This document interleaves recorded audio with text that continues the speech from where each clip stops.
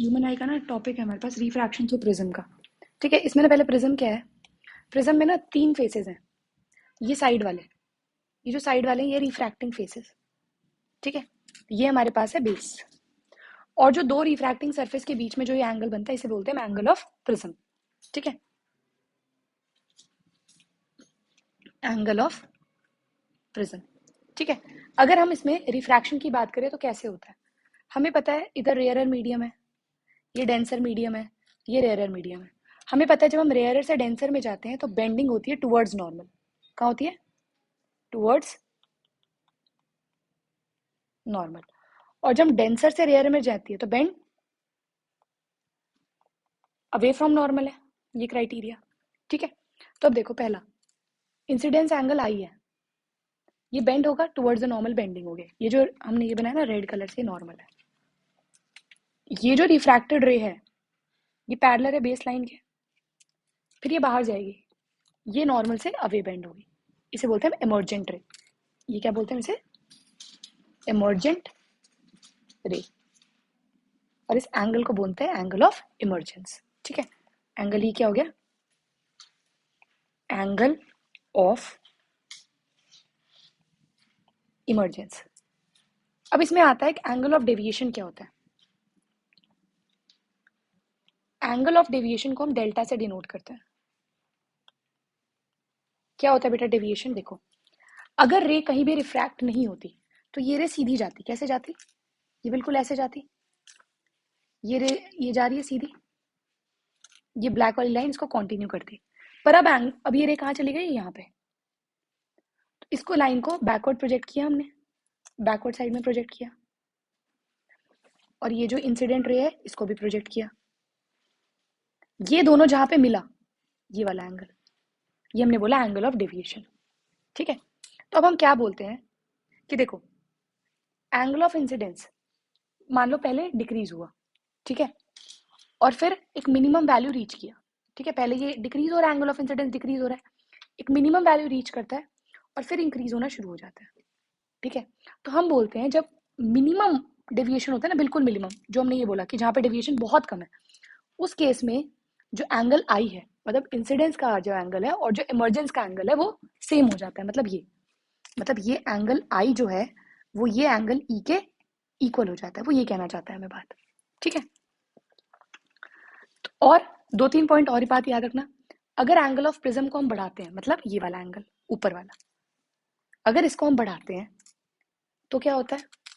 Deviation बढ़ता है। ठीक है, पहला पॉइंट। दूसरा, एंगल ऑफ आई जो है वो रिफ्रैक्टिव इंडेक्स पे डिपेंड करता है।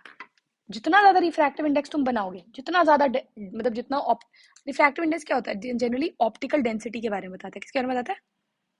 ऑप्टिकली डेंसर कितना है मीडियम।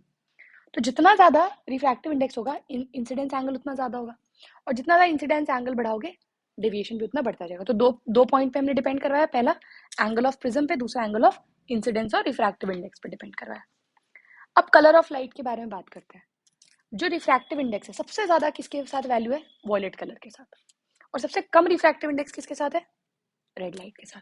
तो जिसका रिफ्रैक्टिव इंडेक्स कम है, देखो देखो रिफ्रैक्टिव इंडेक्स ज्यादा, एंगल ऑफ इंसिडेंस ज्यादा, डेविएशन ज्यादा। अगर रिफ्रैक्टिव इंडेक्स कम तो एंगल आई भी कम और डेविएशन भी कम। तो हमने बोला रिफ्रैक्टिव इंडेक्स इसका सबसे कम है, तो इसकी डेविएशन भी सबसे मिनिमम है। वॉयलेट का सबसे मैक्सिमम है, हाईएस्ट है रिफ्रैक्टिव इंडेक्स, तो डेविएशन भी इसकी सबसे ज्यादा है। तो देखो पता लग रहा है हमें, ये रे बिल्कुल कैसे जानी चाहिए। अगर मैं इसको ब्लैक से बनाती हूँ, ये रे ऐसे गई, ऐसे गई और ऐसे जानी चाहिए। देखो वॉयलेट सबसे नीचे आ गई, सबसे ज्यादा बेंड हुआ ना, और रेड सबसे कम बेंड हुई।